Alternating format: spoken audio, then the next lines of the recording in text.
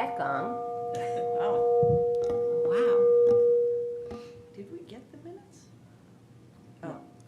I sent an email about that, maybe you didn't see. I did, but so I just saw number one that says approval. Thank you very much. I was making sure. Hello, everybody. This is the Danvers Town Meeting, Town Manager Acts Review Committee, meeting on January 29, 2025, at 6 o'clock. Noah Levitt has joined us online. Are you there, Noah? Hi, everyone. Hi, Noah. Thanks for being there. Thank you all. We were just discussing the fact that I haven't yet finalized the minutes from our last meeting. So though the agenda says we are going to begin by approving those minutes, they're not ready yet for me to share with you for approval. So we're going to skip that to our next meeting. Mary Beth Berry will be here a little bit late. She is, I think, officiating at a spelling bee. And John has to leave early because he's going to be officiating at a basketball game at the Y. John asked for a little bit of time to just share with you guys his thoughts about the residency requirement in the Town Manager Act. Or any other thing, I don't want to mischaracterize. And he'll only be here for 15 minutes, and I think it's wonderful that you came, even though you'd be here such a short time. So why don't you begin with sharing your thoughts, and then we can discuss them, and then after we discuss the issues you raise, I'll get back to my 2 or 3 points I wanted to begin the meeting with. I do want to apologize, but the reason I've got to do this just quickly is that the two people, as I said, who were supposed to do this game have been sick, and I was not able. I worked all day to get replacements, so I'm the replacement. I've been through a lot of the material and thinking about it, and when it comes to the vote, I just want to make sure that I registered my vote as not having any restrictions on the residency. All right, that would be my thought. And basically, it's centered around the fact that considering the complexity of the job and the importance of that person to be able to handle that, and for me, I think that that is easily the most pronounced reason for it, for why I would vote that way. The other thing I just quickly say is that as I thought through this, if there are any other issues that may come up with the select board when they do hire that person, whether it be residency, whether it be the people skills, it could be all kinds of things that I guess that they were elected by the members, the residents of Danvers, and therefore they would then put that on the table as they interview the people that they're looking for. But for me, the most important thing is the qualifications. So that's the way I would vote if it comes to a vote tonight. Thank you very much. Thank you, John. Thank you. I know that people are going to have a lot to say about it, so why don't I just reverse myself a minute ago and tell you the couple of quick things that I wanted to discuss. First, I've already said that I do not have the minutes available for tonight, and I apologize for that. That's the minutes for our January 15 meeting. But I did get some answers to some of the questions that were posed at our last meeting. Ann Freitas very kindly shared some information with me. We talked about the Finance Committee's reserve fund, and she said for fiscal 2025 it is $125,000 and does not require a vote of town meeting once the appropriation for that fund has been approved. So the Finance Committee does have authority to disperse funds by majority vote of the FinCom at a publicly posted meeting, and the limit on their disbursement is the amount that's in the reserve fund, which for this year is $125,000. We kind of went around and around on that because we weren't sure. I also confirmed that with the chair of the Finance Committee, C.R. Lyons. Ann goes on to say that the last time that reserve fund was used was in 2014. And I was thinking, oh, that's just last year. And that was when Steve Bartha was hired, and there was no line item to provide for moving expenses. So they used the reserve fund for that. We talked about the language in the Town Manager Act about the town manager being bonded, having a bond if required. And she says that she's learned that town manager is not bonded, as noted in Section 8, since there are no occasions where the town manager actually handles money such as employees in the treasurer's office. And she goes on to say that neither the finance director nor the town accountant is bonded. So she goes on to say it makes sense the town manager would not be either. So she checked on those questions for us, which was very kind. And then the other issue that came up since our last meeting was I got an email from Dan Gagnon. And he's not here yet. I haven't heard from him, so I'm going to assume he's on his way. And Natalie got involved in the discussion too. It has to do with the library trustees. Why don't we wait a little bit to see if he gets here, and then we can discuss that issue. So with that, how about if we turn to section 8, where we left off last time? Can I ask a quick question about Please. so the reserve, the finance committee reserve, or whatever it's actually called? So they have the say in if that gets dispersed or not, and would it be like the select board would come to FinCom and say, we need this money for this, and then Yes. FinCom would decide whether or not? Exactly. That was- okay. In fact, there's a couple steps in between. First, the reserve fund amount is one of the items in the annual budget that the town meeting members vote for. Right. So, I mean, there have been times when that fund was quite low, maybe as low as $25,000 or $50,000, and some years it's high, some years it's low. But, so Ann was very kind that she pointed out what it is currently. And then, during the course of the fiscal year, if there's some need, typically, I think the town manager would approach the Board of Selectmen with a suggestion, a recommendation, and they'd vote first, and then it would go to the Finance Committee to vote on whether or not to approve a disbursement from their reserve fund. Gotcha. And it would have to be at a public meeting, appropriately called with proper notice, with input from citizens. And typically, when I was on the Finance Committee, people would come, like from the department involved, to explain what the money was for, why it was needed, why it was a problem, so on and so forth. So it's not just done in a room with the doors closed. It's a public hearing with usually explanation and documentation backing it up. Okay. But it wouldn't Thanks. require a vote of town meeting? Not to disperse from the Finance Committee reserve fund.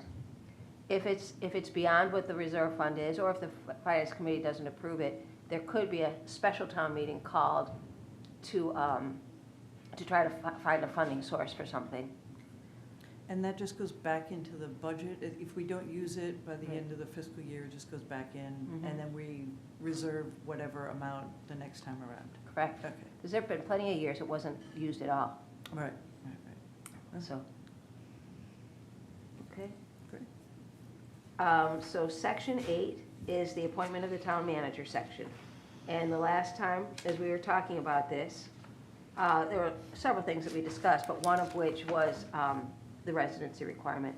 And you know, I had begun our discussion by putting together kind of my ideas for how we should edit, just to give a starting point, not because they're any more important than anybody else's idea, but just to trigger discussion.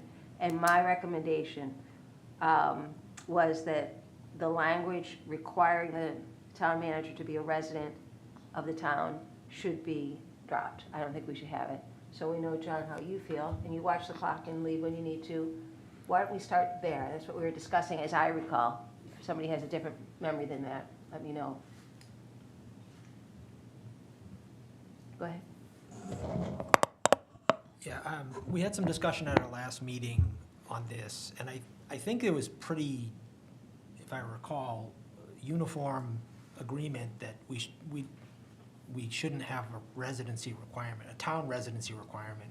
But there was some discussion about, should there be some other requirement of mileage, distance from the town?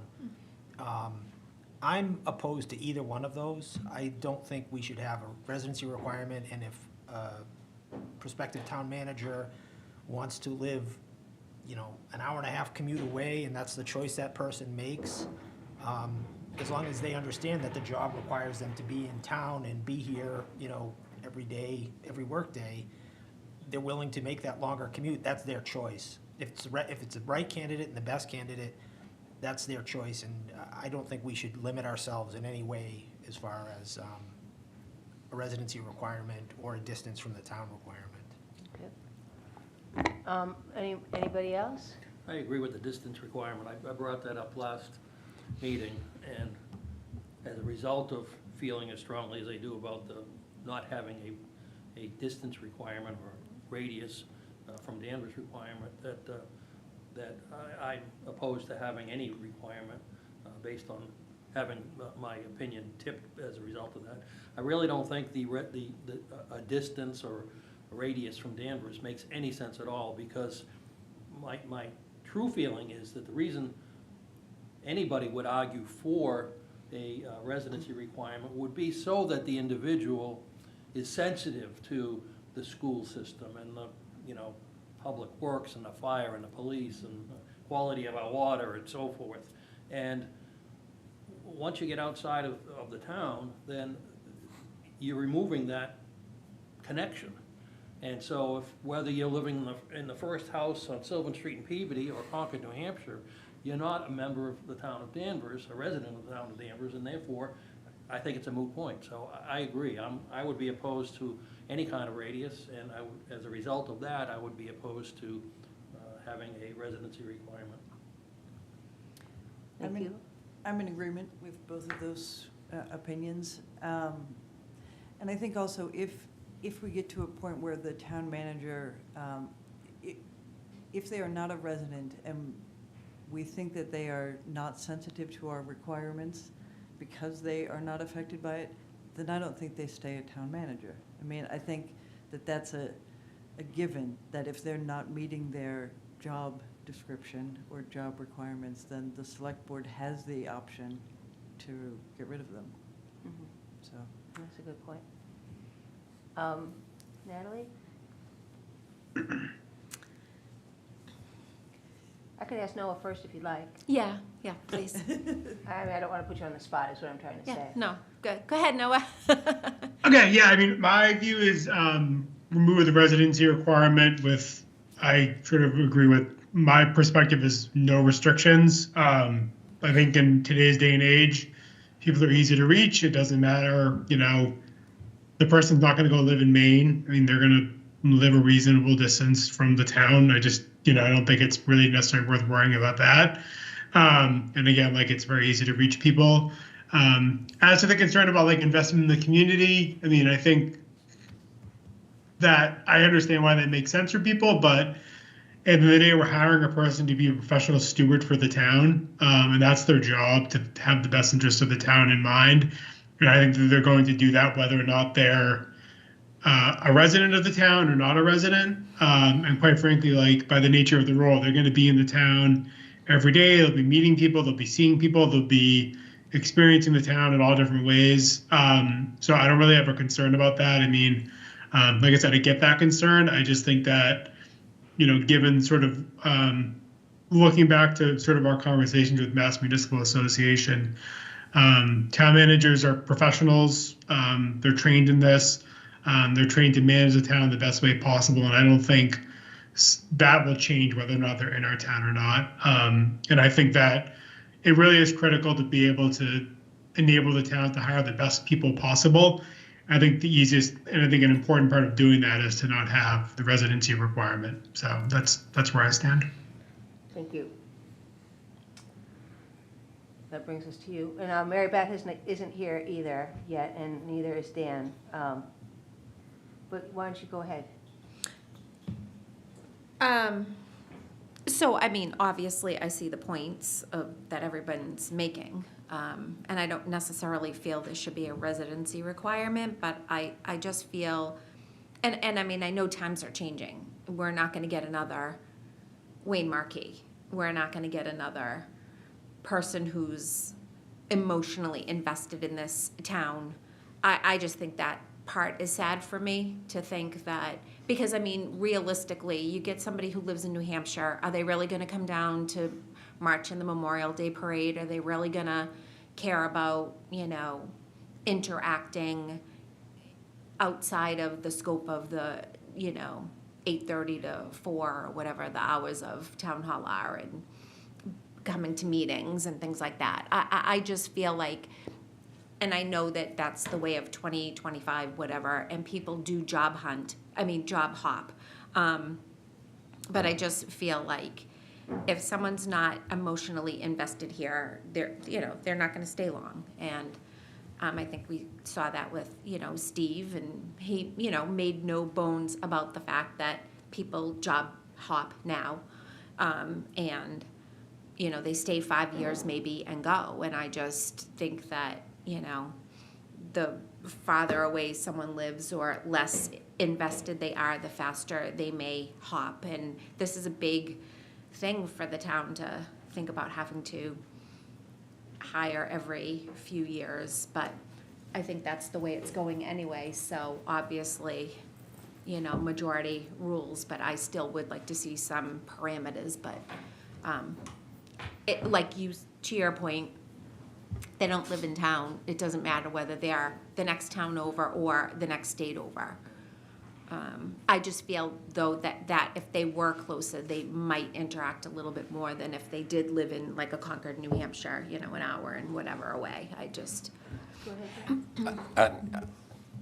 I think there are a lot of people in town who feel like you do as far as wanting someone who has some sort of emotional and affective connection, like Wayne did for so many years. I don't think that feeling is hidden in some corner of Danvers. I think that's out there. And my hope would be that the people who do select this next town manager will be sensitive to that and recognize that as a town, we would like someone, as best they can in an interview situation, have those kind of qualities. And just not to challenge or disagree at all, just to point out that, in fact, Steve Bartha was town manager for 10 years. That's a long stretch. It's really not job hopping, but it's not like Wayne, who was here for, how many years would you say? More than 10, obviously. His whole career. Yeah, his whole career. Right.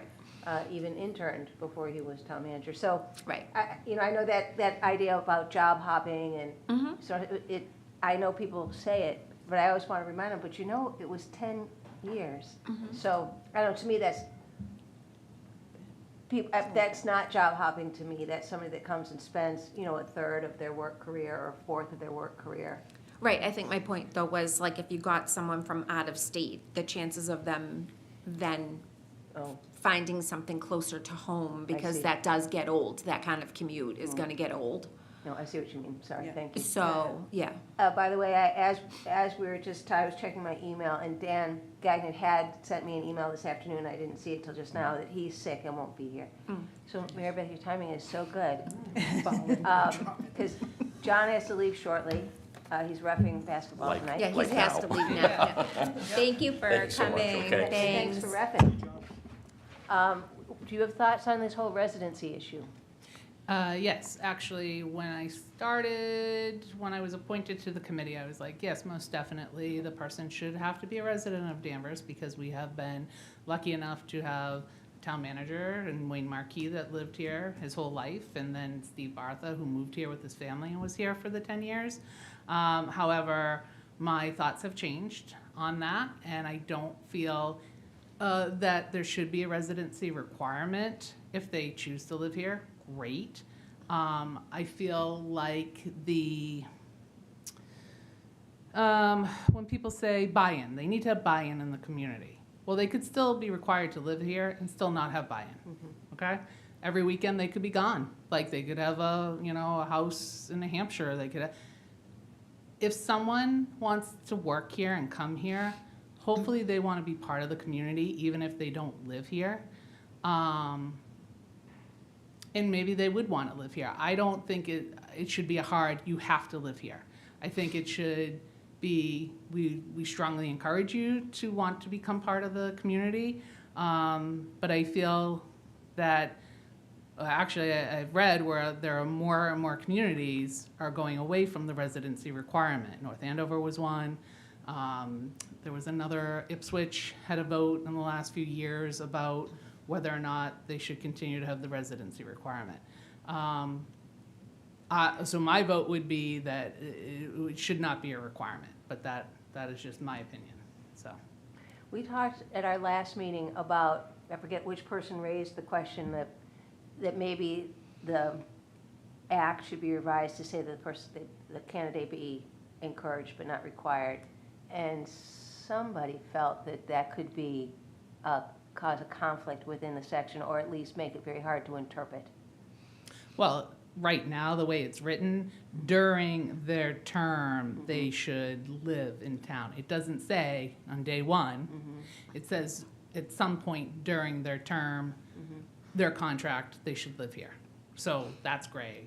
If we were to say, it is encouraged but not required, you know, could we say, but it has to be within like a 20-mile radius?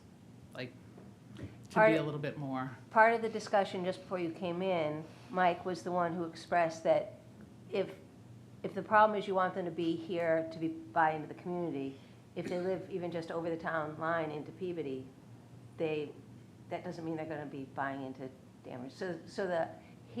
You said it better than me, Mike. Go ahead. Yeah, I think the motivation for having a radius or a distance from town would be, rather, the motivation for having them in town is to take ownership and feel like the rest of the residents do about the school system and the police and the fire and the public works and the quality of our water and tax rate and everything else. And if you're not in town, whether you're the first house on Sylvan Street in Peabody or live in Concord, New Hampshire, it's a moot point. So I think having a radius requirement is really a silly rabbit hole to go down. And as a result of that, I think we just have no radius requirement, no distance requirement, and not have any kind of residency requirement at all, and Yeah. open it up to the best candidate. Yeah, I think it gives us a better pool of candidates. I also think that, I mean, right now, homes in Danvers, so there's a few that are over $1 million.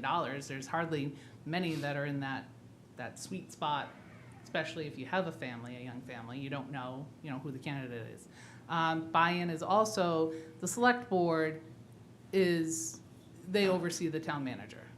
They have the buy-in as well to what's going on in this town. And hopefully, the select board, either currently or in the future, will be able to help with that. I mean,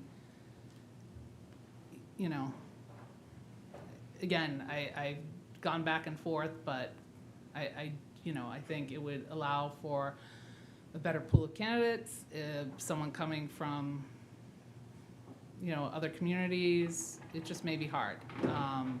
But that's just my opinion, again, where I stand with this.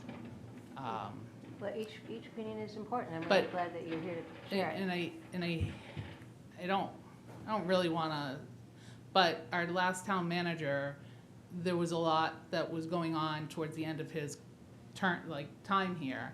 And he had a young family here, and things were being said, and the community was not kind to him. And I think they forget that there are people too, and have families and have children and are in the community, and things were kind of rough. And yes, he still lives in our community, but if I was the town manager and that was happening, I'd be like, well, why am I here with my family? I mean, again, it's a different situation, and hopefully in the future that's not. But I feel like, and we don't require any other town employee to live in Danvers. So, that's also one of Well, did you have something you were about to say? Oh, I just wasn't sure, do fire or police, do they have to live in town, or no? They have a radius. Oh, they do have a radius, just for, yeah, okay, They have to respond, of course, to, Right. right, but they don't have to live in town, okay. So, Noah, if there's something else that you want to say, just, speak up, feel free. I just thought Mary Beth's point about sort of the sort of the downside to the town manager living in the community, I think was a really good point. And I do think that that's something just to be sensitive to, that, we're in a climate today where there's a lot more abuse, there's a lot more, aggressive rhetoric, and someone might not want to live in the town, and face that. And I understand the flip side might be, well, they're a town employee, they should, listen to citizens, et cetera. But I think there are a lot of other forums and venues for the town manager to do that. So I don't think living in town is necessarily a requirement for that. I think they can sort of fulfill that goal of hearing from residents, taking criticism, getting feedback, having an open door, that sort of thing, but also having a little barrier at the end of the day that they can, go home and not necessarily have to worry about, being criticized when they go to grab dinner. So I just thought that was a really good point. It's something I hadn't considered. Thank you. So if you look at section 8 of the Town Manager Act, the version that I had done some preliminary editing for suggestion, when we were talking about it last week, there was discussion about how the very first line, we should eliminate the phrase "as soon as practicable," because when the act was first passed, it was the first time there was a town manager, and so the act was, hey, Board of Selectmen or Select Board, appoint somebody as soon as you can.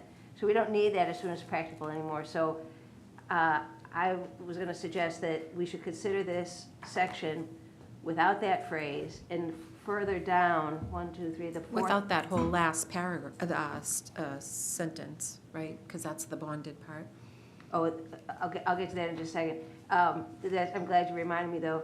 The sentence just before that, it talks about the town manager being sworn to the faithful and impartial performance of the job by the chair of the select board, and it should say the word "and" should come out so that it reads either the chair of the select board, the town clerk, or justice of the peace will swear the town manager in. So it's just to eliminate the word "and." And then the last sentence talks about a bond. It does say at the very end, as might be fixed or approved by the select board. So I don't know if it's an issue or not. I mean, we could suggest just removing the sentence because they are not required to have a bond now, but keeping it in would allow the select board to require one if there was some reason to. That's the only thought I had, and I don't know which side of that to fall on myself.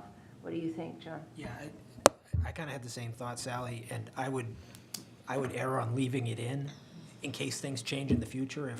I can't imagine it would be needed, but if things change in the future, just leave the option for the select board to require a bond. Did Ann mention the last time there was? It's just that there's not one now, No. and nobody in town is required to have one. So it's kind of an archaic concept. A lot of people don't really know what a bond is. So shouldn't it be worded differently, though, because it says shall? Said town manager shall Right. execute a bond, so that's implying now that that would be. No, you're right. So you'd have to change the wording then. It could be changed to say that, if required by the select board. In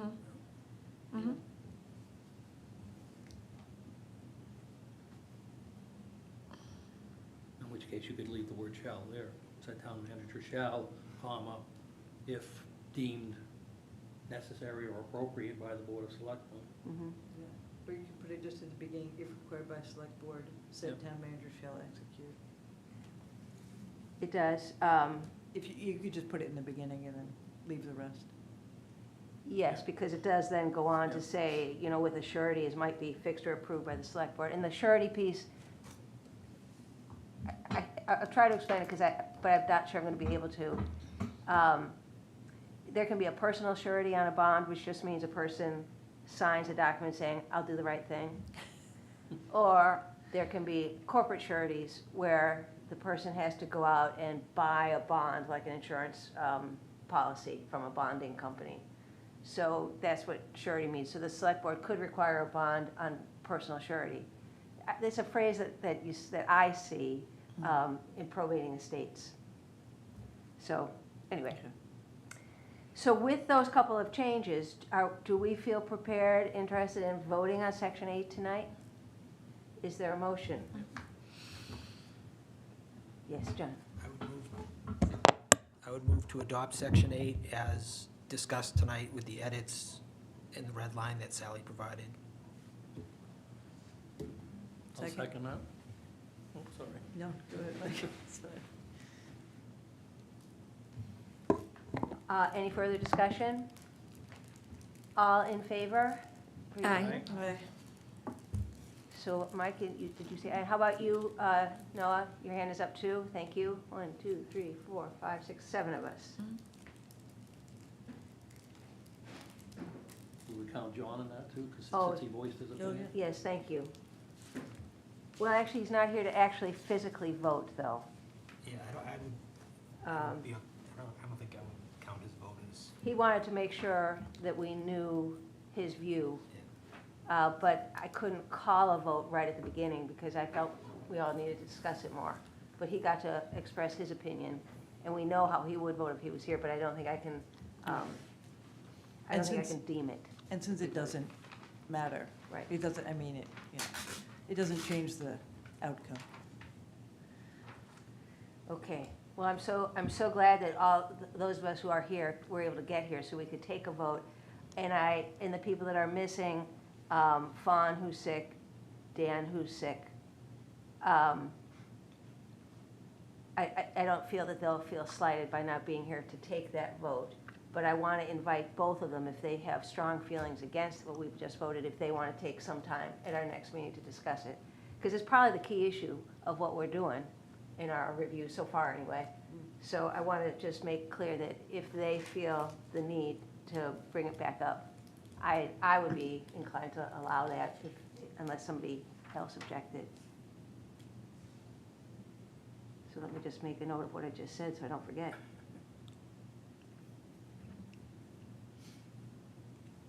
And of course, I started writing it as Don and Fan instead of Dan and Fawn.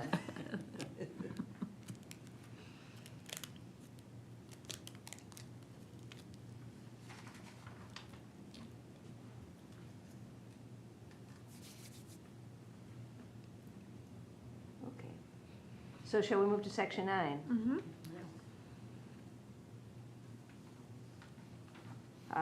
In the event the town manager position becomes vacant, the position shall be filled as soon as possible by the select board.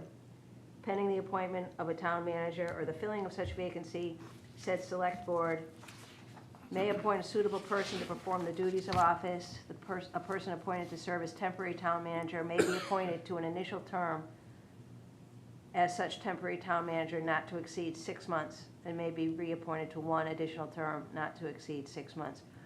It's interesting because, Mike, I remember early on, quite a while ago, you said, well, why isn't the assistant town manager just the one? And the assistant town manager, I haven't seen the actual job description in a long while, if I ever have. But they're really not like a vice president or a co-chair. She has specific duties and responsibilities that don't necessarily rise to overarching the whole operation of the town. So it's not an automatic step in. I'm sure that that the person in that role right now or in that role in the future could be considered as one of the possible people, but it wouldn't be an automatic. So anyway, any discussion of section 9?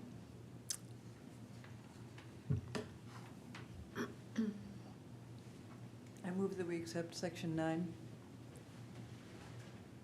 Second. I'm sorry. No, I didn't know if I have to, with Sally's edits. Thank you. Any further discussion? All in favor? Aye. Okay, that's all, Gus, thank you. Perhaps it's an opportunity for the town to address the title of the assistant town manager, because to me, it suggests that that person is a capable standby for the town manager, should that happen. And if they're not qualified to do so, then they're either, if they're not fit to do so, then they're either not qualified or the position's not necessary. Yeah, it sounds like they're more an assistant to the town Yeah. manager. Yeah. As opposed to. Yeah.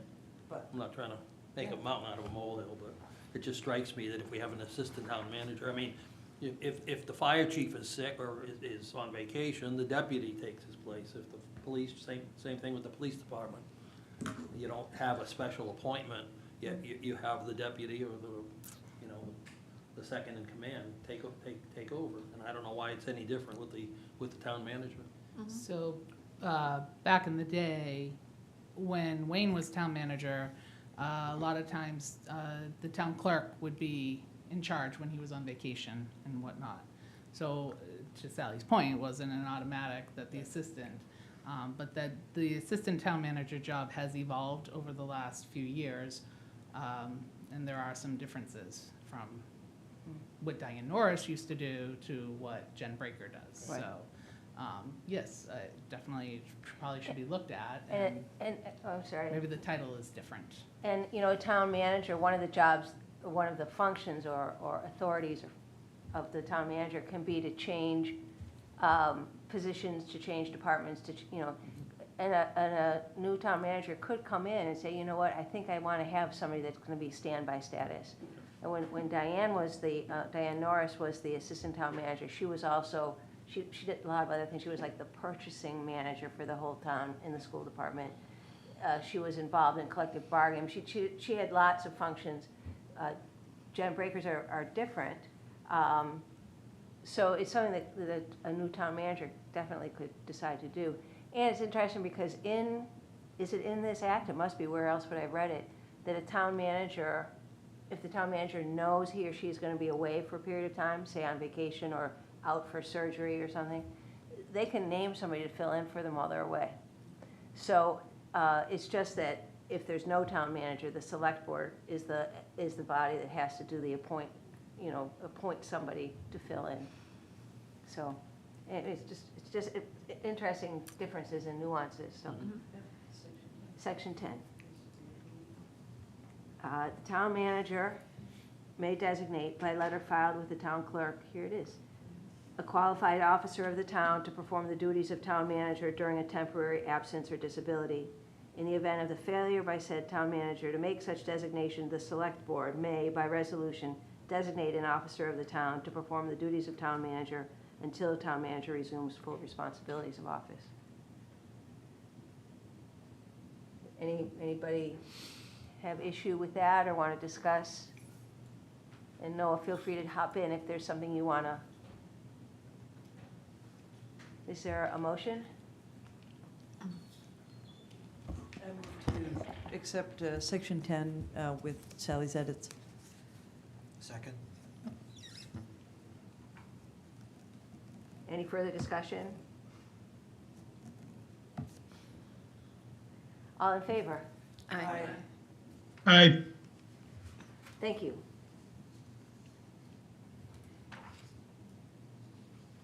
Section 11.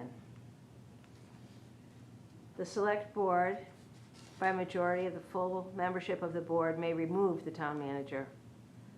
At least 30 days before such proposed removal shall become effective, said select board shall file a preliminary written resolution with the town clerk setting forth in detail the specific reasons for such proposed removal, and a copy of such resolution shall be delivered to the town manager. Said town manager may reply in writing to the resolution and may request a public hearing. If said town manager so requests, said select board shall hold a public hearing not earlier than 20 nor later than 30 days after the filing of such request. After such public hearing, if any, otherwise at the expiration of 30 days following the filing of the preliminary written resolution and after full consideration, the select board, by majority vote of the full membership of said board, may adopt a final resolution of removal. In the preliminary written resolution, said select board may suspend the town manager from duty, and I propose putting a period there and deleting the rest. Though I'm not strongly married to doing that. The language that I propose deleting is stated that if the select board opts to suspend the town manager, they have to pay the town manager forthwith any unpaid balance of the salary due at the time of such suspension, together with the salary there for the next 3 calendar months following the filing of the preliminary resolution. So basically, that if they do suspend, the town manager would get 3 months' pay. The reason that I had proposed deleting it is that that could be something that is part of the negotiation of removing a town manager. However, a town manager, it's a big job for someone to take on, and if they're gonna lose their job, to have a 3-month severance is appropriate, I suppose, because it's not, it's a high executive, it's the highest executive function in the town. And in recognition of that and the sacrifice somebody would make to come into the job, it may make sense to say, you would get a 3-month severance pay. Well, wouldn't that really kind of depend on the reason for removal? Which was one of the reasons I thought it should be removed. And I agree with that, yeah. Mhm. And I think it might be in the contract There's probably something in the when, contract. that talks about a severance Mhm. for conditions, whatever. So perhaps some of these details should be left to what the contract would be. And I'll see if there's some place that I would suggest we insert language that specifically says that any contract between the select board and the town manager would supersede what's Supersede here. this, yeah.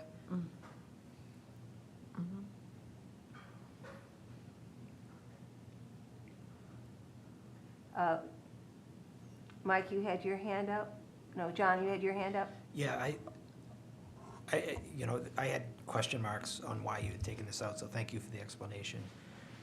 When I read the first part of this, cause to be paid forthwith any unpaid balance of salary due at the time of suspension, I see that as, like, you can't, stiff and pay that he's already owed, right? Which I don't think is necessary. State law. Yeah, you couldn't do that anyway. Right.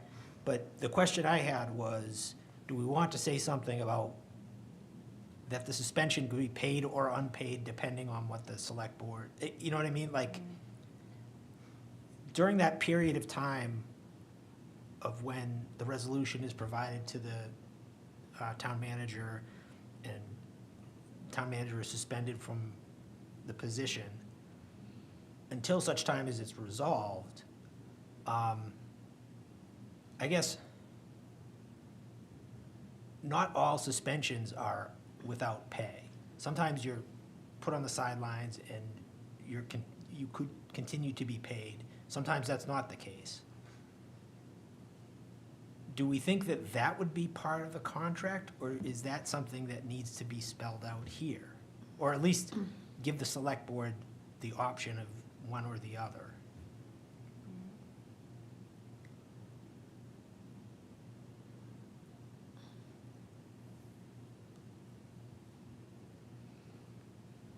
I mean, we could always come back to this if we wanted to find out if that is something that is written into the contract. A contract, yeah. I could reach out to the Dan. chair of the select board to ask. Yeah. Would you like me to do that, and we'll keep this section for later? Yeah, I think that would be good. Yeah.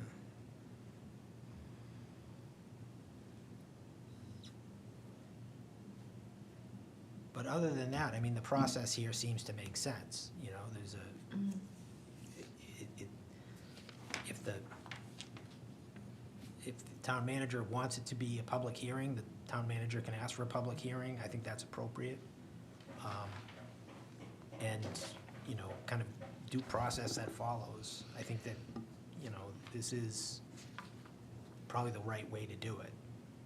To have it be a paid leave? Oh, no, I'm talking about the process leading up to, before those issues, like, the select board takes a vote, then that starts a process by which the town manager could choose to have a hearing, a public hearing, or not, provide the town manager's side of the story.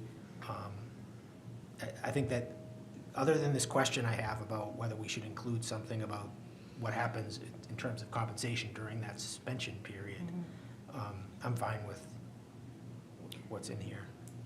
I don't know that it matters, but would the town manager have that full 30 days after the initial filing to file their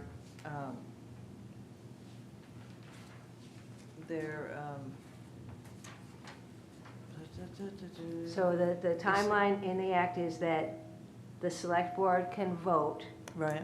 to remove, but 30 days before that, they have to have a written resolution to the town clerk explaining why. Right. And give a copy to the town manager, so that, so the town manager has the 30-day period before they can vote.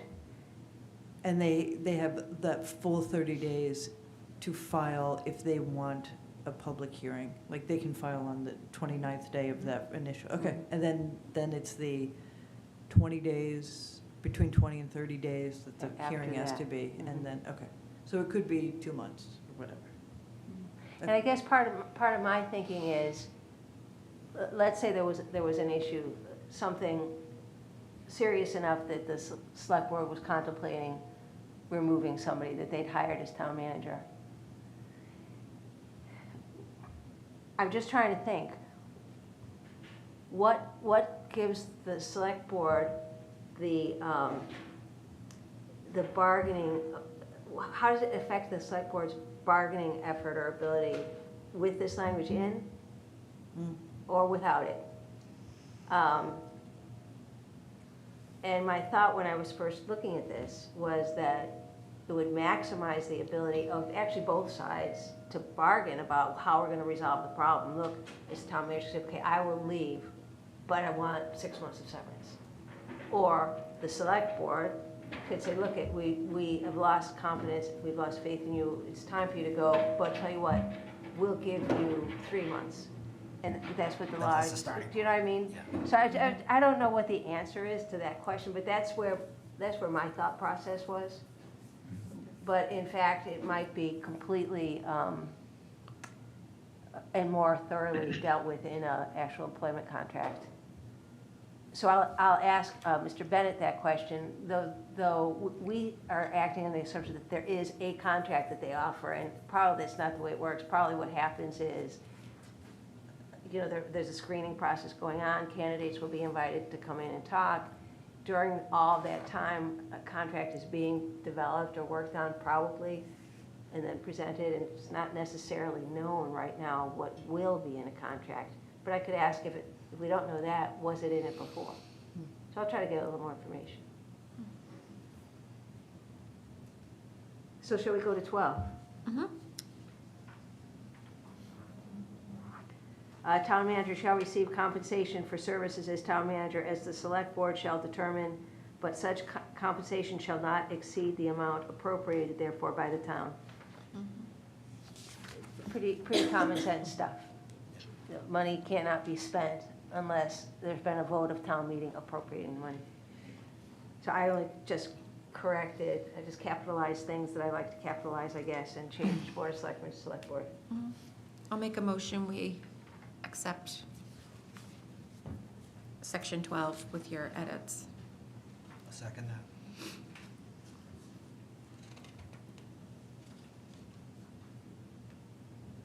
Okay, any further discussion? All in favor? Aye. Aye. Thank you.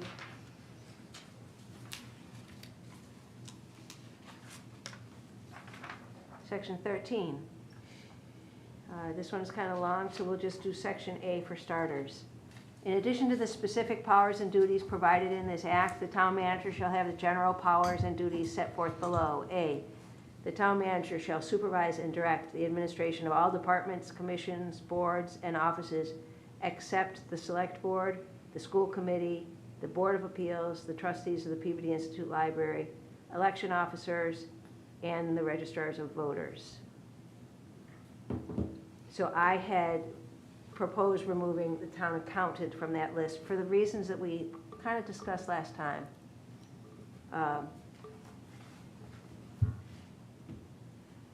And let me see if I know what we did with it last time. It dealt with the town accountant. Yes, I believe we did. It was section 3. We voted to pull town accountant out of the list of positions that are appointed by the select board. So by removing town accountant in section 13A, it's consistent with what our prior vote had been.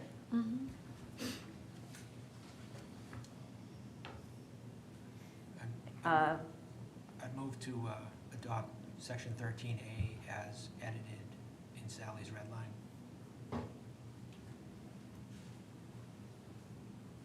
Do I have a second? Second. Thank you. Any further discussion? All in favor? Okay. Can I Thank you. ask, Yes. earlier in the meeting, there was some discussion about the trustees. Were we waiting for Dan Oh, to yeah, Oh, that's actually right, and he's not discuss coming, that? so, you're so good, thank you.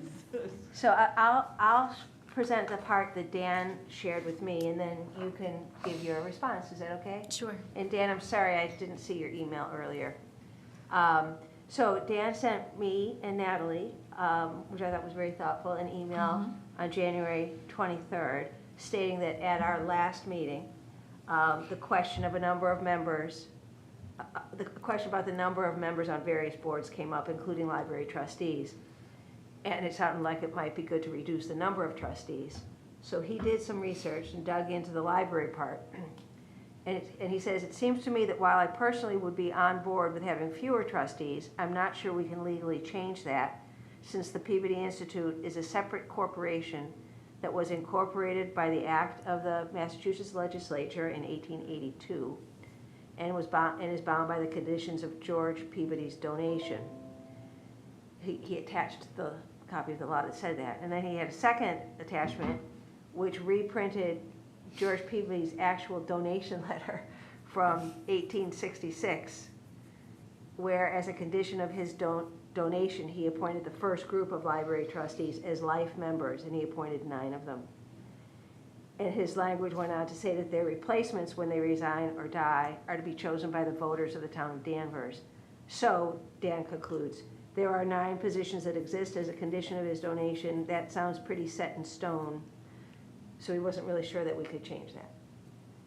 And Natalie replied, Do you have my email? You might just want to. let me just read it. Maybe we should have you read it, read in your own voice. It's like a play. I know. It's the top part of that page, I think. Okay, so, so I basically just said that before I said much on it, I wanted to just double check. But the George Peabody Society technically no longer exists.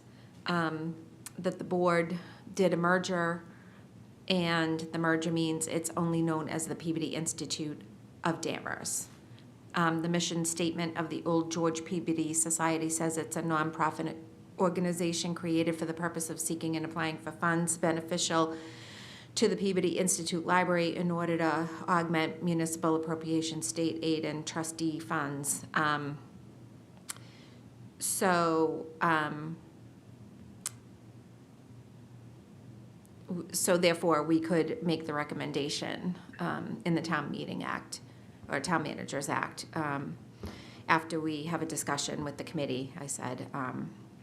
So basically, we have one fund now, and we don't, we merged it, so there technically isn't George Peabody that we go by anymore. So, the George Peabody Society was created back in the early 2000s. So George Peabody, when he did give the money, he did give it for the library. The George Peabody Society did not exist. Didn't exist, right. The society was created as a fundraising arm back in, I want to say, I don't know if it was 2000, 2001. So I think when he gave the money to the town to establish that, those requirements stay with that. So even though it is one fund, it is still, you still have the money from George Peabody. So there's still, Right, I would say, so, tied to that. yeah. Yeah, I think there was, so it might, be a question for town council, but, yeah, I guess there was different schools of thought on that, but yeah, I mean, yeah, I wonder if, because we do still have the money, even though technically it's not, it's merged. Does it look different than money now? I know. Just a joke. No, Well, you know, right, so, it's an interesting question because we've talked about a few things in our meetings that, we don't know the answers to, and there's some of them I can turn to somebody to get an answer. But I've thought about this issue of town council, and to tell you the truth, this is just my thoughts on it, that I don't think it would be appropriate for me to reach out to town council with a question. But I think we could, in our report to the select board, say, we think you guys should ask town council whether we could reduce the number of trustees. And then if they would like us to share our thoughts with town council, if they want us to be the one that communicate, because it's almost like, this was one of Diane Norris's jobs, was, I think, was to be the gatekeeper for who reached out to town council and for what. So that's why I'm a little, I don't feel it's within our job, and certainly not my job, to reach out to town council on something, except to suggest to the select board that they should check something out. What do you think? Yeah, I agree with Makes that sense. approach, Sally. But what I might add to it is if this body can come up with a number that we think is appropriate to say, we think the number is too high and that the number ought to be X. Because I imagine the town council is going to be looking at this whole package, like whatever comes out of this process, at some point, town council is going to be looking at it. And if, as part of our report, we can say, before this gets to votes by the select board or by town meeting, this question would be great to have an answer to, because we think the number's too high and we think it should be 7, 5, whatever we think. I think that's, I agree. I think it's tricky for us to give legal opinions on this issue, because it probably is pretty complicated. But I think it is an appropriate question to bring to town council. But I think it might be better if it's attached to what our recommendation would That's be. a good point. Yeah, I think town council has to look at this before this would get moved on. Even before this, Right, I would think. because then they would forward it to town meeting. Like, all of it would have to be vetted, but Yeah. prior to that, and then town meeting votes on changes, and then it moves on to the state. So that's what I would think. So how many are there now? 9? 9. So you two have unique and special knowledge in this area.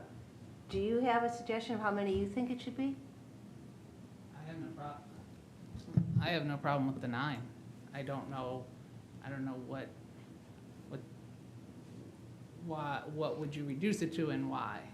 Well, it had come up in a meeting, one of these meetings, that it's the largest board. It's bigger than the select board, it's bigger than School board. the school board, but yet it has the least amount of actual responsibility compared to those boards. So, like, why is it so big?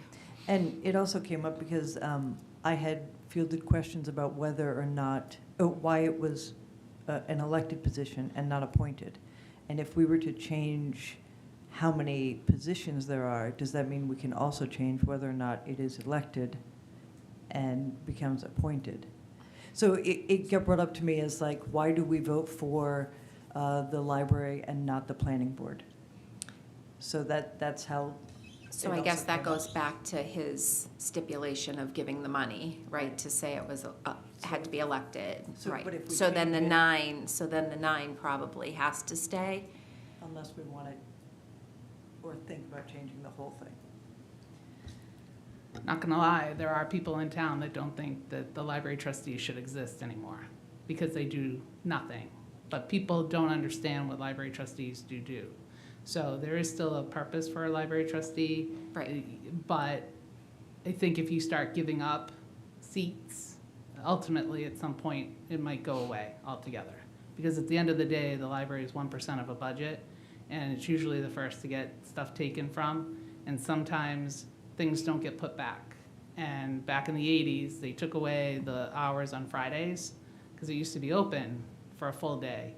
And they took it away when everyone was going through financial issues. They took it away and they said, you'll get them back someday. And they still haven't gotten it back fully. So as a library advocate, I'm all about protecting the library because it is a small part of many communities. And once you start taking away from it, you may not get it back. So, but to the George Peabody thing, again, the George Peabody Society, when it was created, that was a fundraising. So that part, we raised funds and put into that society. It is disappointing that it no longer exists, but I think the money that is still there is still George Peabody's money that has been gone on.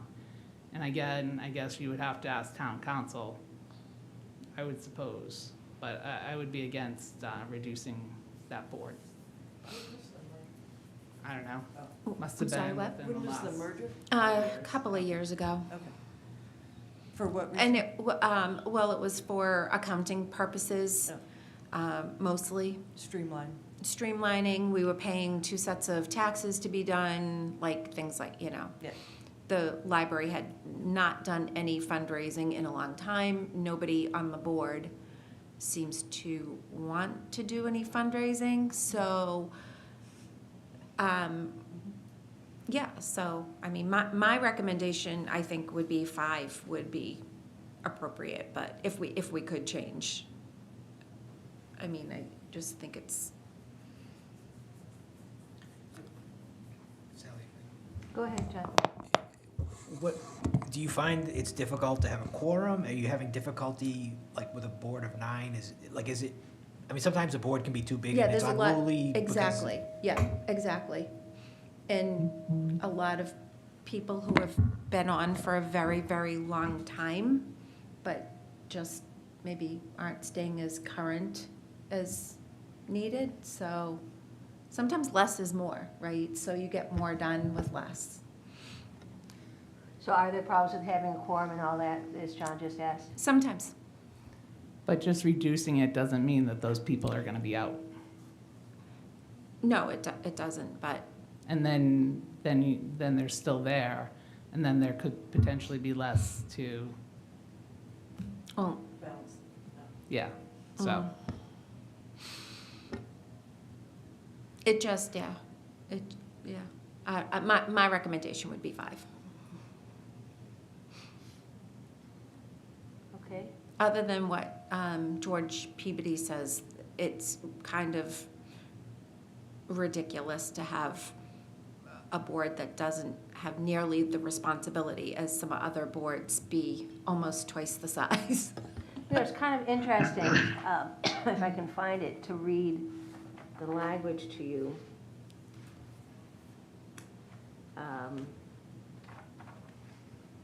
So the language that, he sent the language of the letter as well, but I didn't print that out, that was quite long.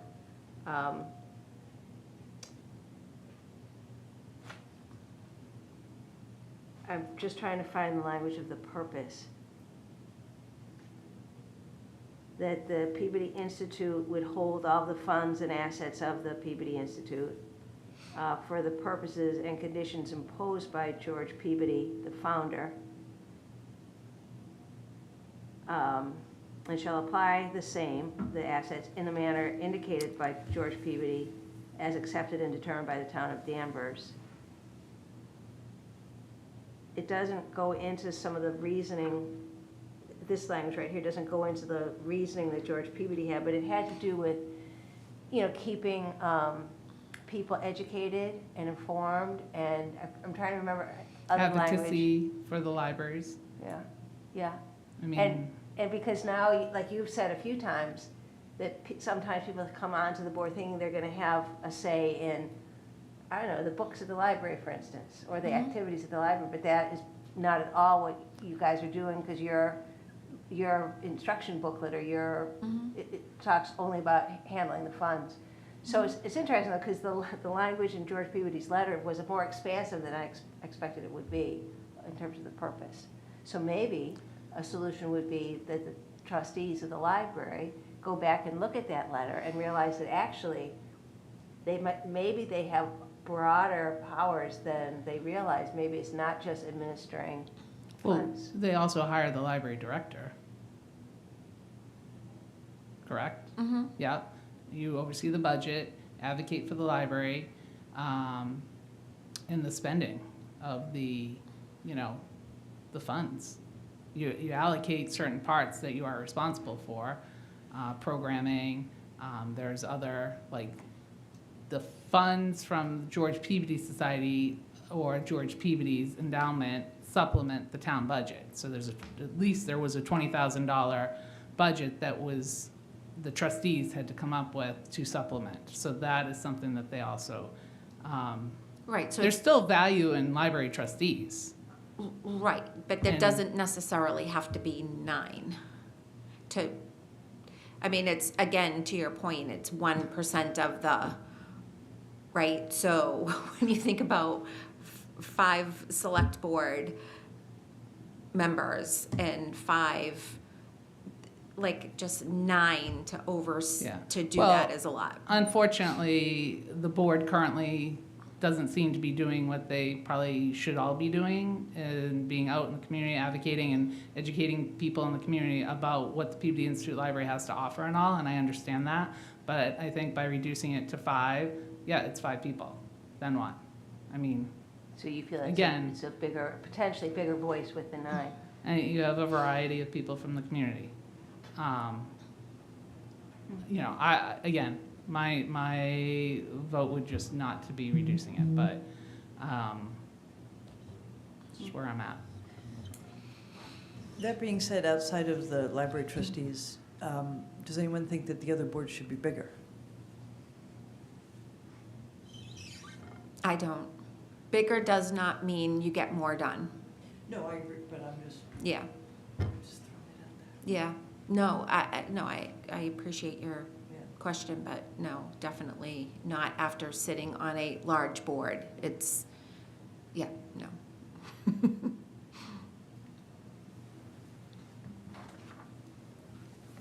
Okay, well, looking at 13A,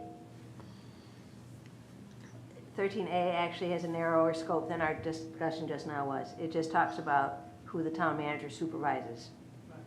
And the town manager supervises and directs the administration of all departments, commissions, and boards except select board, school committee, board of appeals, trustees of the library, election officers, and registrar of voters.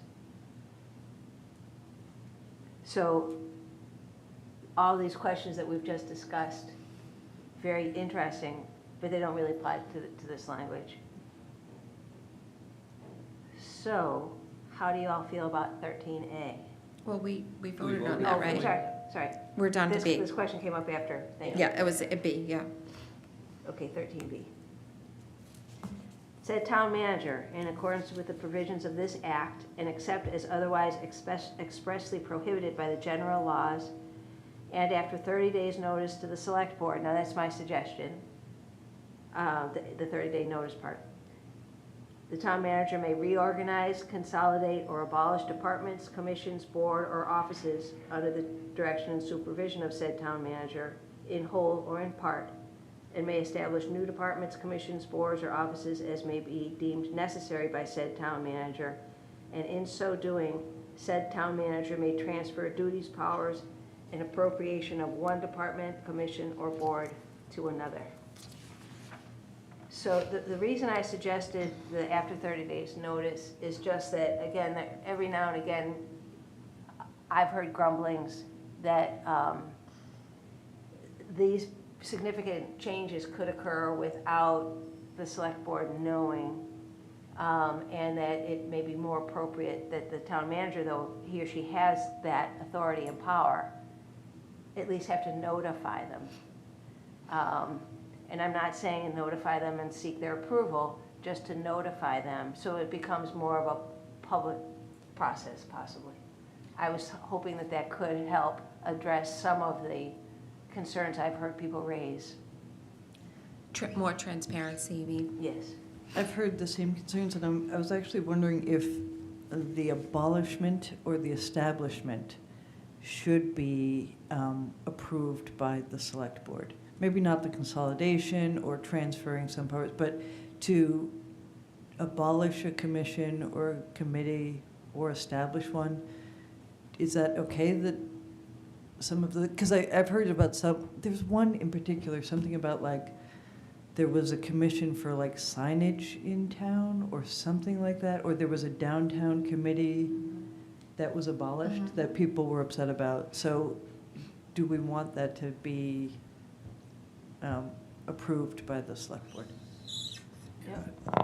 My perspective on it is that the town manager works for the select board, and if the select board gets this notice and the select board is unhappy with said reorganization, the town manager works for the select board. So I don't think we need to like require approval, and I'm very cautious that we not micromanage our town manager. We're hiring the town manager to be the professional who runs the operations of our town. And so I'm very cautious about not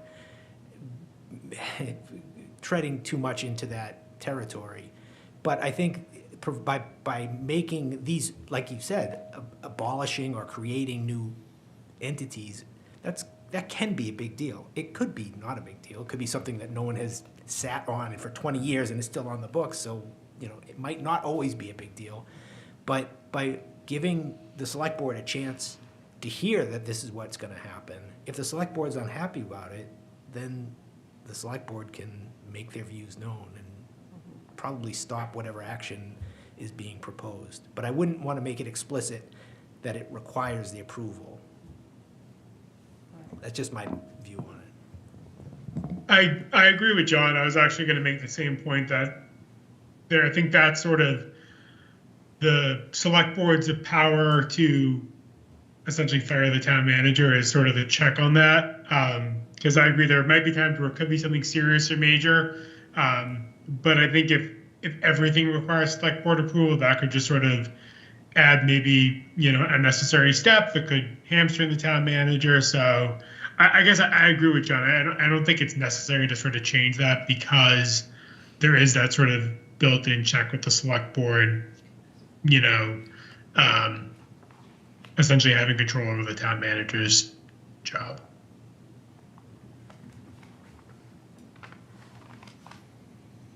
Yep, I agree. So I do like, in that case, I do like the 30-day notice that you added in. Thank you. Mike? From a legal standpoint, and I'm asking you because I'm uncertain that it says it, does this statement give the town manager the privilege, the right to eliminate a position if departments were combined? For example, if he decided to combine the police and the fire department into the public safety department with one chief, can he pick one of those chiefs and tell the other one that they're no longer employed? Well, it would be subject, something like that would probably be subject to, possibly to the civil service law. I'm not sure if that applies to chiefs. But, and the language in the second line says, unless otherwise expressly prohibited by the general laws. But yes, the town manager currently does have the power to eliminate a position, which would mean terminating the employee that was in the position, terminating the employment of the person in the position. So that is part of the power. But of course, again, it's always subject to, it couldn't be an unlawful termination. It couldn't be based on, age, race, gender, creed, I'm trying to think, religion. I should know that series of things, but I'm at a loss. Does that answer your question, though, Mike? Yep. Anything else? Is there a motion for 13B? I make a motion to accept 13B as written with Sally's changes. Second that.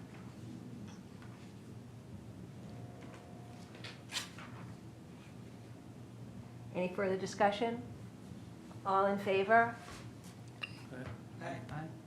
I Yeah, are you? Yep, yep. Okay. Thank you.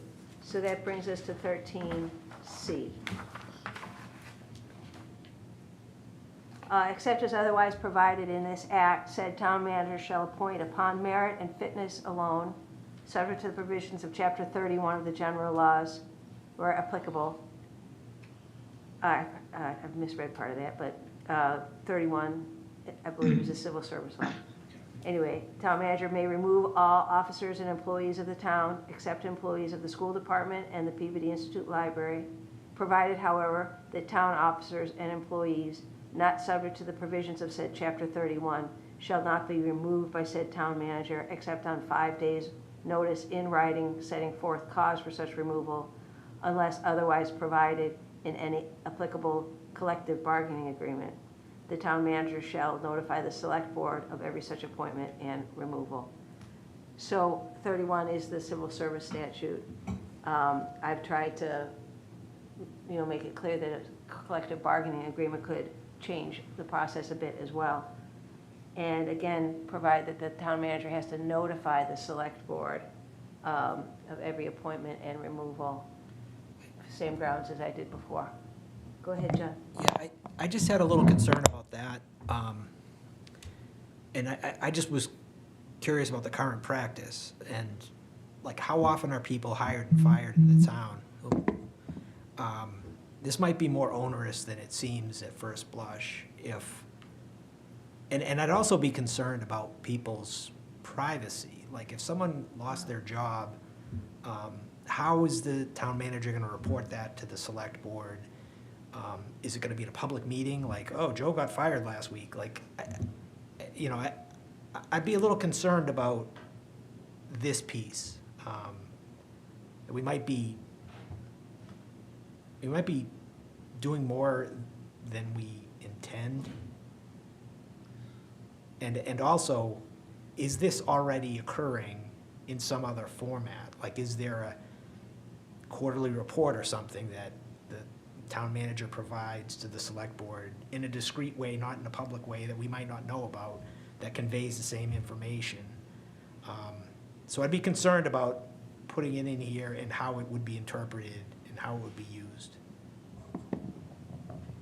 Well, that's a good point. I know that as I recall, the current statute requires the town manager report regularly, I guess, to the select board, and perhaps personnel decisions are incorporated in that.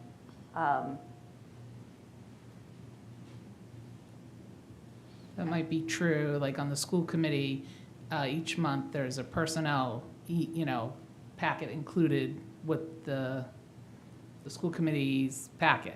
It is not, they don't read the names aloud, but that is for the committee's eyes. Maybe in the town manager's report that he submits to the select board each month, maybe there is a sheet that says that. But again, yeah, to your point, I'm not sure that really happens. I could ask about that. But I think it should happen. I think they should be notified somehow of the comings and goings of the staff for the town.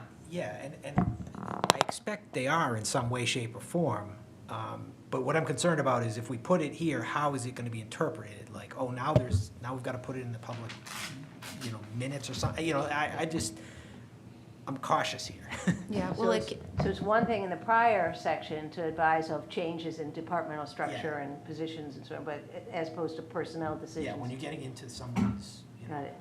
And there might be a labor law that prevents you from listing the names publicly, but for the notification of the board, they're notified through a report, a monthly report. Yeah. Okay, I'll try to find Right, out. and that's the same with the library too. Or we've gone into executive session to discuss something. It remains private. Yeah.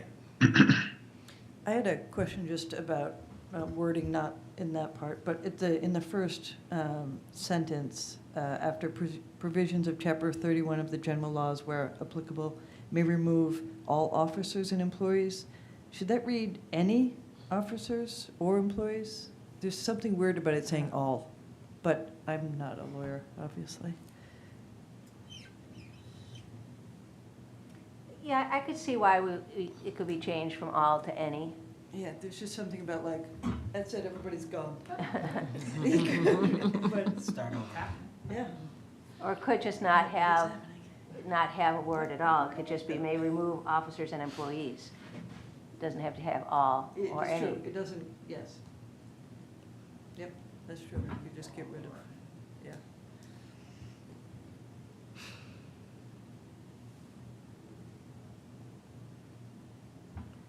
So shall we, I mean, we could just vote, we could just strike the last sentence out and take a vote tonight if you'd like, or if you'd prefer for me to see if I can get more information.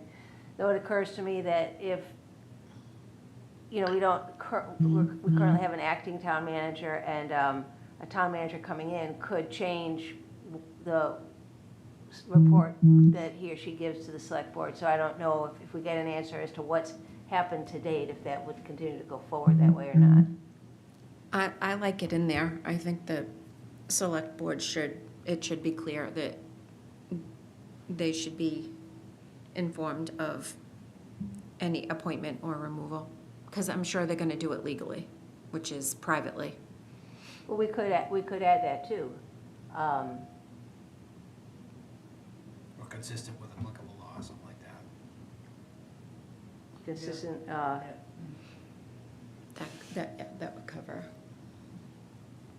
we could say consistent with applicable privacy laws.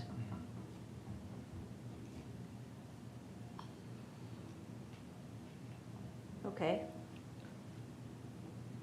So with removing the word all up in the third line and adding at the end of the last line, consistent with applicable privacy laws, do I hear a motion? I'll make a motion, we accept that section C with the changes. Second. Thank you. Any further discussion? All in favor? Aye. Aye. Thank you. So that brings us to 13D. Notwithstanding the provisions of Section 108 of Chapter 41 of the general laws, but subject to all applicable provisions of Chapter 31 of the general laws, town manager shall fix the compensation of all town officers and employees subject to removal by the town manager. Town manager shall notify the select board on an annual basis of the compensation of all town officers and employees subject to removal by said town manager. And you know, I think it might actually be part of the budgeting process anyway, that all employees are listed in their position. So though I've suggested that last sentence, again, a notification, I think it's already in there.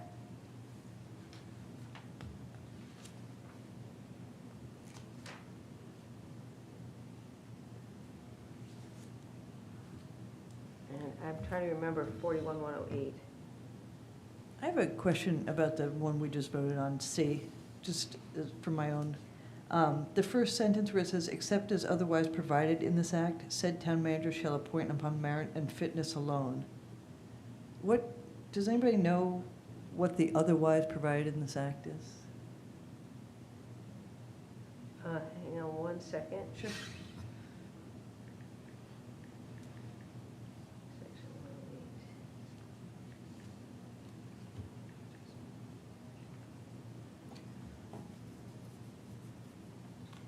And you're talking in C? Yeah, just the first, I just reread it, where it says, except as otherwise provided in this act, said town manager shall appoint upon merit and fitness alone.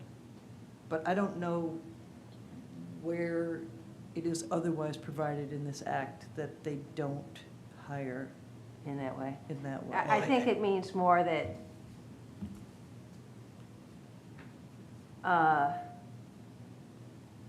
except for the positions that it's not the town managers to appoint. Yeah. Well, and I don't think that except as otherwise provided is limited to the merit and fitness. It's everything else in that sentence. Right. You know what I mean? Like, so look at each piece of it, not just that merit and fitness alone. But that's just upon appointing, and then it goes into removing.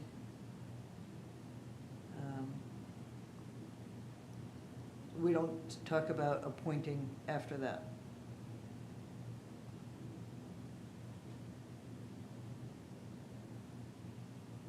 Right, but what I'm saying is that exception at the beginning, except as provided, otherwise provided in this act, it's not limited to the appointment on merit and fitness alone. It's the whole, that's like an exception, you know, except as otherwise provided in this act, everything that follows, right? Not just the piece about appointment. Right. Okay. And I don't know, I don't know what else in the act we're talking about. Oh, okay, that's what I don't understand, like, what are we getting at here?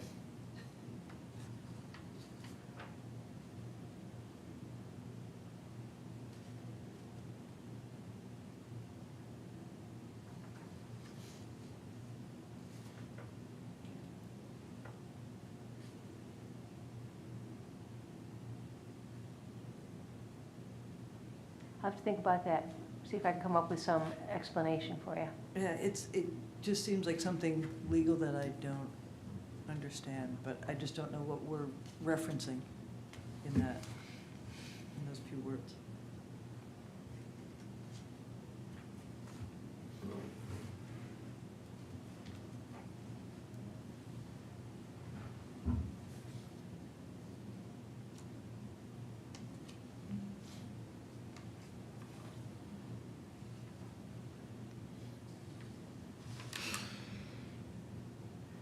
Okay, I will look into that and see what I can find. We're now on D, Sorry. and it starts by another exception. You know, notwithstanding the provisions of section 108 of chapter 41, which is salary and compensation of all elected officers of a town shall be fixed annually by vote of the town at an annual town meeting. So, Okay. so other than people in those positions and other than the provisions of chapter 31, the civil service law, the town manager shall fix compensation of all town officers and employees, subject to removal by town manager. And again, I have that the select board on an annual basis would report on compensation, would notify the select board about compensation matters. Is that not just in the budget normally? Not. Well, the budget Not has line by a, line, not line, okay. It's like a lump sum. But they don't for a get a department. breakdown already, the select, like, I know it's not in the public budget, but the select board doesn't already get a. I'm sure they do, maybe. Gotcha. I can add that to my question to the chair of the select board.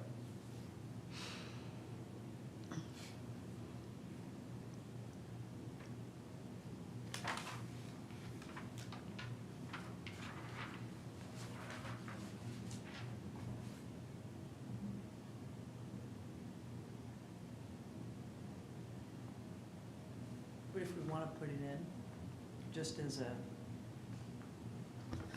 matter of making sure that it gets done, then I'm fine with that.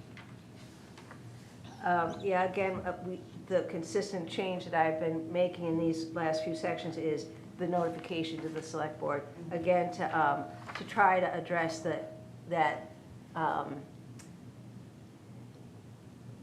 accountability, or what's the word? Transparency. Transparency. So. Yeah. So, how do people feel about D? Do we have enough to take a vote, or Mhm. Do I hear a motion? I'll make a motion, we accept section D as written with the changes. Second? Thank you. Any further discussion? All in favor? Aye. Aye. Thank you. Thanks, Noah.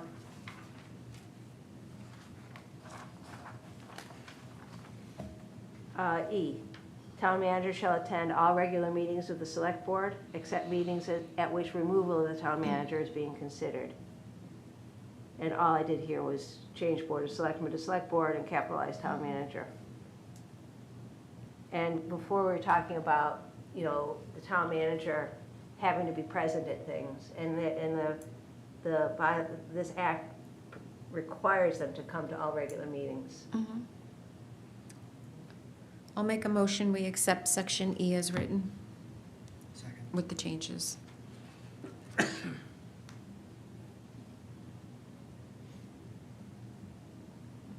Is there a second? Second. Thank you. Any further discussion? All in favor? Aye. Aye. Thank you. 13F. Town manager shall keep full and complete records of the office of town manager and shall render as often as may be required by the select board, but not less than monthly, a full report of all operations during the period reported on. I like it, but I would strike but.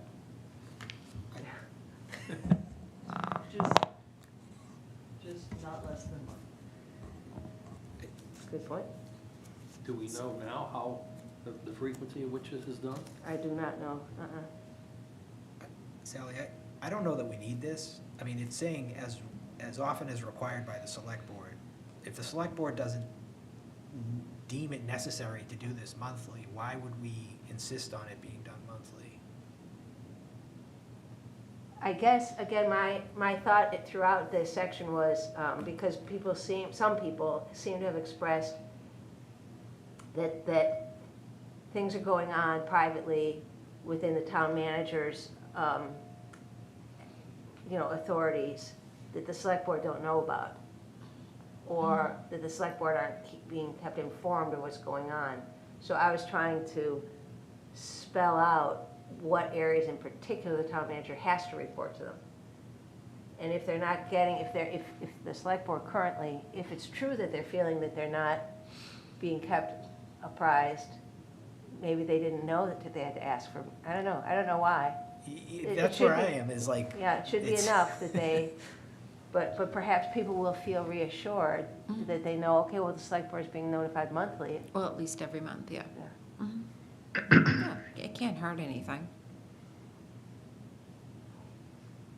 I guess the only thing that it could hurt is a full report of all operations during the period reported on. Like, I don't know what kind of minutia that could get into, but. I think it's what's come up in the last month from our, say, last meeting. What has gone on that is of note that we should be made aware of? I mean, not like, oh, they had to go repair potholes yesterday. It's, we had major water main breaks. Now we have to spend more money to repair, stuff like that, I would think is kind of what you include in a monthly update. Yeah, I would but think so, it just says all operations. Yeah, so it that's gets a little- right. It's like, A full report of all operations is. a Again, that's the different- language that's currently in place. That Yeah. language is currently in the. But the select board can ask for that level of Mhm. reporting when they deem it appropriate. So, But you report on that, on all. yeah, but the select board could ask for the more, high-level thing that we envision, and I Right. expect they do. But I don't know, it just seems like they already have the authority to ask for it. Why are Well- we insisting on a specific? But also a full report could just be, if you're telling me we had a water main break that we now have to repair, like maybe the full report is how much is it gonna cost and or where we're at in the fix of it, type of full report, Do you know, I think you can interpret that a little differently. I agree with the full report, but it says all operations. And all operations could mean every single thing that happens on a daily basis. It could. And if you were on the select board, and that's what you were getting, was like a 25-page report every month, I have a feeling the select board would ask the town manager to cut down on the report. I mean, it's the select, Everything. it's the select board we're trying to keep. Better to have everything and then let them Yeah, except- weed out. Except for the amount of Except- time that it would take to put this report together. Right, and now it's in the statute, that we have No, to do it's- it once a that month. was already in there. I No, mean- no, that we have to do it once a month. Uh-huh. Right. That's my point, is that if it's a full report of all operations, that's a big, to me, that's a big deal, and would take a lot of time. And if it It's- becomes it's a just- monthly it's a thing, waste of time, yeah. So maybe we should remove the word full. A Yeah. report of all operations. Of operations, yeah, a full report of operations. I was suggesting, Oh, or Take out a report, full. right, yeah, take out full. Also. take out- so it's Or something. a report of all operations. Well, significant. of all- Well, No, because then whose idea, what's Yeah, I significant and what's not, yeah. Right, and I think where it says a full report of all operations during the period reported on. So the assumption is that they're getting updated at their select board meeting each month. So in that month time, they're getting updated, you know, what just happened in the last, they meet twice a week now, twice a month, so in the last, you know, couple of weeks, you know. Right.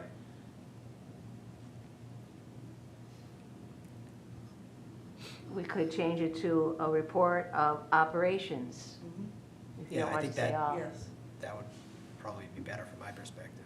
yes, we agree.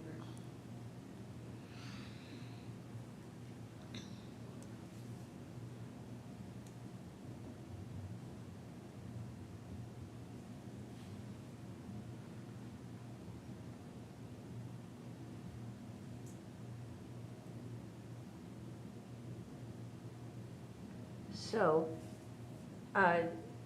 with those additional deletions, pulling out the word "but" before "not less than monthly," and pulling out the word "full," pulling out the word "all," is there a motion, or do you want to keep discussing?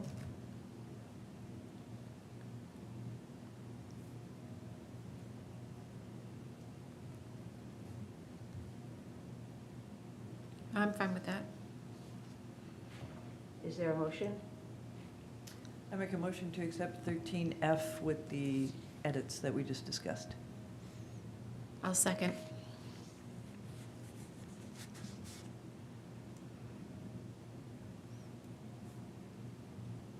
Any further discussion? All in favor? Aye. Aye. I'm taking extra time writing minutes because I know we won't have them ready for us for our next meeting. I'm trying to be as precise as I can be, because we might need the information for our next meeting, which is just next week. Okay. G, said town manager shall keep the select board fully advised as to the needs of the town and shall recommend to said select board for adoption such measures requiring action by them or by the town as may be deemed necessary or expedient by said town manager. When you capitalize town there, do you mean town meeting? What does just town mean? Well, I didn't put in the word meeting, I just meant the town of Danvers. Right. Because there's some things that would require a vote of all the people that live in town, and others would require a vote of town meeting. So Okay. I assume that's why it's a little, the word meeting isn't there. Right, okay. By them or by the town, yeah, okay. Any part of the town. Gotcha.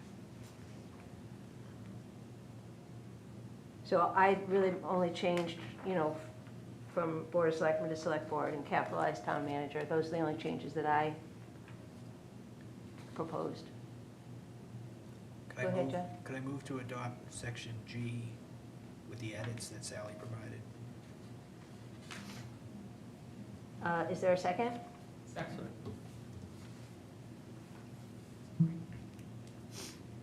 Any further discussion? All in favor? Aye. Are you up there, Noah? Did you, oh, you voted, Yeah. thank you. Next is H.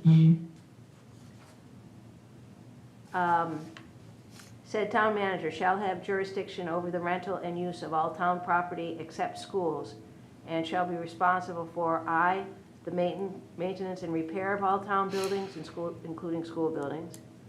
2, the preparation of plans for work on existing buildings and on new buildings except schools.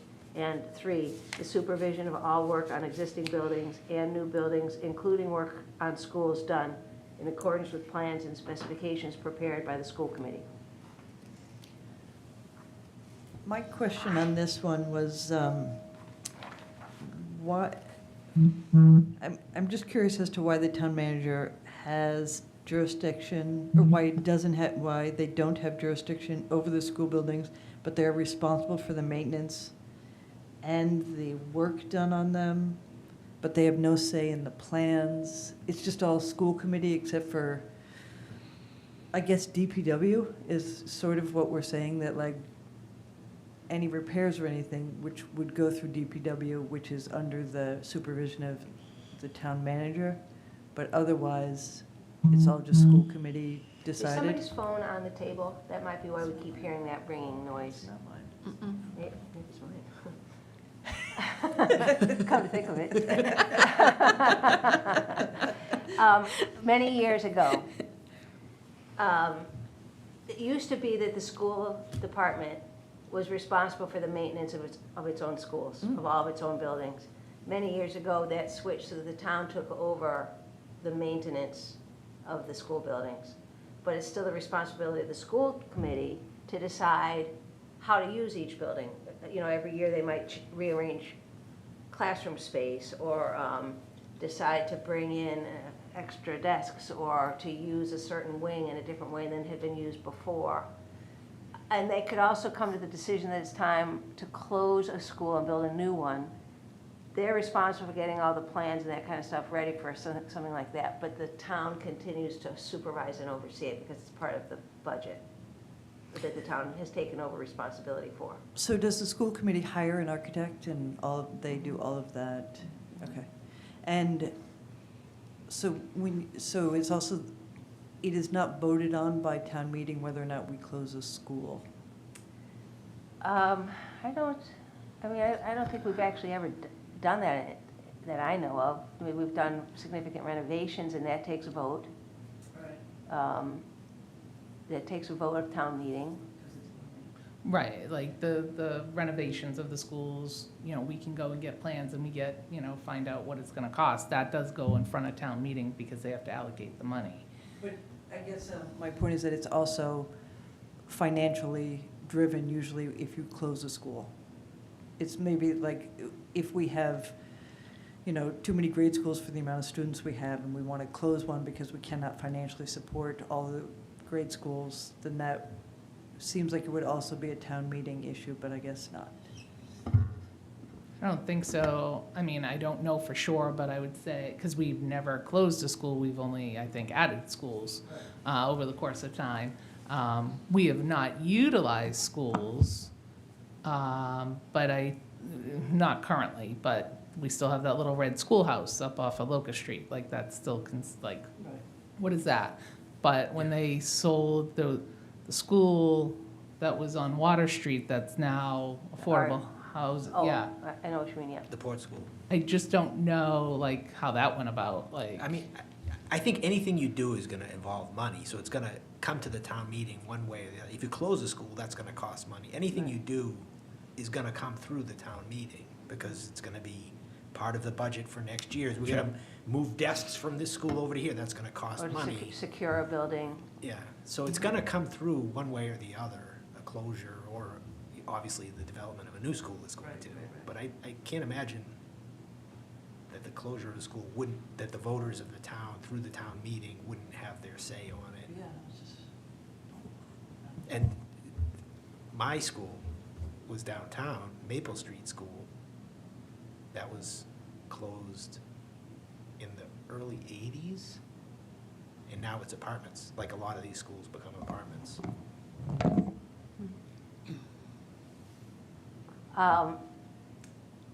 This was a section that Gardner Trask mentioned to me and to Fawn when we met with him.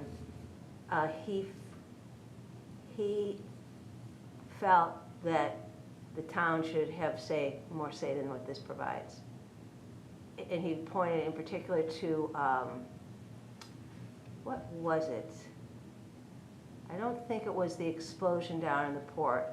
There was some other event in town. I wish I could remember.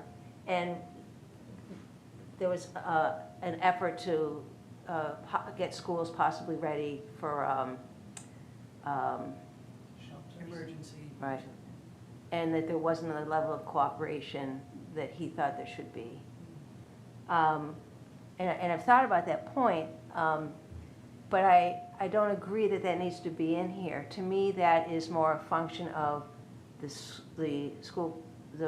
select board and the school committee working together on a common purpose. It should be something that is discussed how that's gonna work. What the heck was that event? At any rate, it doesn't matter, but I know, I remember that when the town took over the maintenance costs for the schools, and it made sense, just took that item out of the school budget, and it gave the town more, it gave the process more oomph, because the town can negotiate for better prices and can use its own employees for internal work, and it cut down on duplicative things that were going on. But it still leaves squarely with the school committee the responsibility of deciding how to use the buildings and to generate the initial processes if a building needs renovation. So I think this section is workable, is fine. If there are problems, the problems between the two boards that they need to take action on, it doesn't need to be in this act, in my opinion.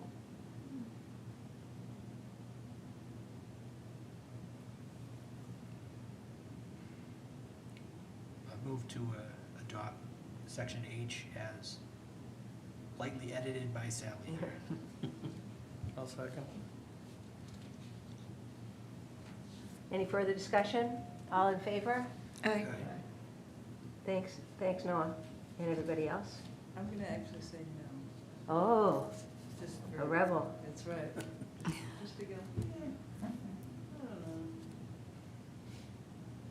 Is there, you want to go into more detail about? No, I think I think I sort of agree with maybe Gardner, where I don't, I feel like the town is having to maintain and follow the school committee and what they want without having enough say in what, that's just, So even though the school committee controls what goes on inside the building, does not mean they get everything that they want. no, of course not. I understand.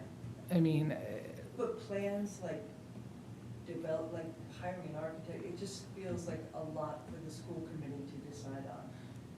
well, it's a joint effort, because where the town is taking care of the building, they still, like the renovation of the high school, they worked, school committee was represented, town member, like people from the town were represented through that whole process.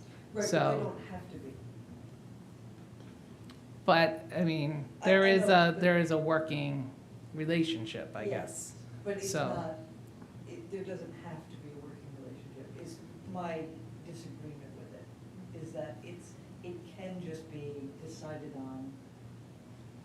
Well, and that would be the responsibility of the school committee, though. That's why they're elected, so. Right, no, I. And at one time, just to go back to the library trustees, at one time, they owned, like, the building, they were responsible for the building and the grounds. Over time, things have changed. Who owns the grounds? Does the town? They gave it, So that was another why the library trustees were involved. They oversaw the grounds of Peabody Park.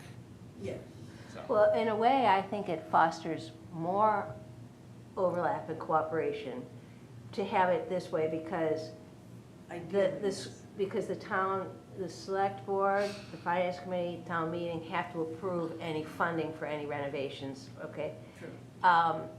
As a result, the school committee has to present their stuff to the people here in town hall, the select board, the town manager, the FinCom. One thing I can't remember is RFPs, the request for proposals that go out, and procurement, all that stuff comes through the town, but I don't know, do you remember, Mary Beth, did you have any experience?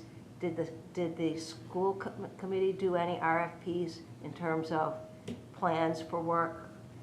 Do you know how that worked? I would say, I think they probably went through the town, through DPW.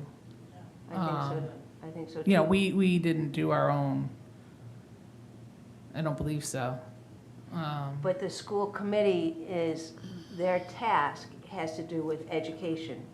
And the use of the buildings has to be driven by that. So to me, that's why the school committee continues to have some level of control and decision-making. But they have to do it in conjunction and in cooperation with the town. Right, and I agree with that, it just, it's just more of a wording Well, situation. what would you want it to say? I have no idea. I'm just asking whether or not, like, does the school committee have power over, I don't know.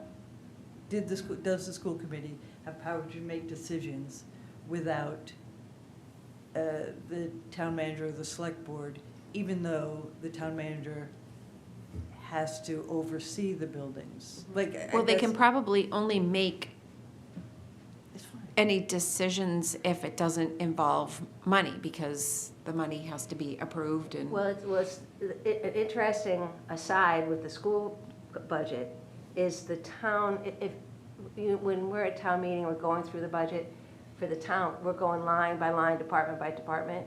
With the school committee budget, town meeting only votes on the bottom number. So the school committee actually has authority to move money around in the lines of its budget as needed for purposes of their marching orders, which is to run schools and educate kids. Absolutely. In the town, we can't do that. They either have to go to the FinCom reserve fund, or, as you'll notice, usually at the beginning of every town meeting, even special town meetings, there are votes to move money from this line item to that line item, sometimes within a department, sometimes across departments. So the school committee can use its budget as it sees fit for its purposes. So if there was, again, let's say there was a school that they needed to put up a partition in a larger room to create 2 smaller classrooms for special reading groups, maybe. They would have money, they can find money in their budget to do that. But if there's something bigger than that they need, No, no, I think the town manager actually would have to do that. The maintenance and repair of all town buildings, including school buildings. So it sounds like, but the school department gets to choose how they're gonna use those space. And they can do things necessary to do that. but it doesn't sound like it comes out of their budget. Well, Well, if, what I'm trying to say is if it's something that fits within the dollars they have, they would do it without having to come to the town, but that's the only thing they could do without coming to the town. If they were spending beyond, if the expense they were considering, they couldn't do it in the active year, but let's say they decide, Riverside School was, renovated X number of years ago, we need to do another renovation. They'd have to present to the town in order to move that forward. But in years before that, they could decide, hey, you know what? We want to change the room that was once a library, we want to change it now into a science lab. They can make those decisions about how they're going to use the space. Oh, of course, Yeah. yeah. It was just more of about the buildings and how, like, the town manager can't decide to rent out a part of a school for an event or something one day. But they do have to maintain, it just seemed like, all right, so maybe the confusion where they have to maintain it, but the point Sally made earlier is that the school budget years ago used to include all the maintenance in the budget. right. So then the town was like, look, why don't we just take over, put it into our line item, and then your budget doesn't look as big as it does. Excuse me. But, sorry. But there's a lot that goes into the renting of the building and utilizing of space with what goes on in all the schools at any given point in the day. With that being said, the schools do work with the town departments. Fun clubs run out of the schools, all 5 elementary schools, so there is a coordination. But again, yeah, they're overseen, like, that's just part of the school committee's responsibility, so. It's an unusual provision, not every town does it this way. So anyway, we've already voted on it. Yes. So it is now 5 minutes, 7 minutes to 8. Should we take on I? Or are we done? Looks pretty small, we can probably bang one more out. Yeah. Okay, 13I, said town manager shall purchase all supplies and materials and equipment except books for schools, and shall award all contracts for all departments of the town and for the Peabody Institute Library. Said town manager shall make purchases for departments not under the supervision of the town manager only upon requisition duly signed by the head of such department.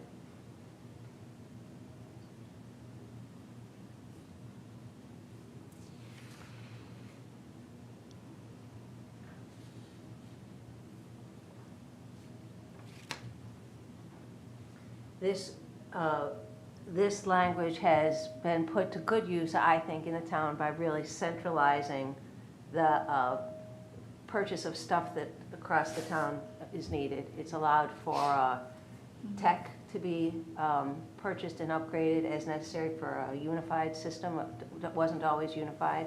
So the one department might not be able to communicate with another one, or they're not in sync with one another. And it allows for, by centralizing these things, it gives better bargaining power to get better prices, et cetera, et cetera. So I see this through my finance committee experience as being something that has worked well. I make a motion that we accept I as written with the minor changes. I'll second that. Any further discussion? All in favor? Aye. Aye. Any opposed? I should remember to ask that. Okay, so we're meeting again next week, here again, and we will start with Jay. And we're getting there, we're making some real progress.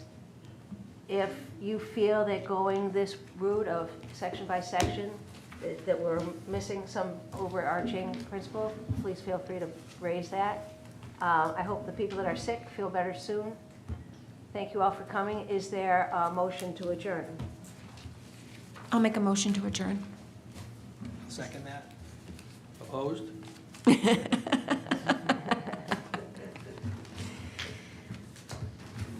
All in favor? Aye. Thanks, Noah. Is there anybody that will need a remote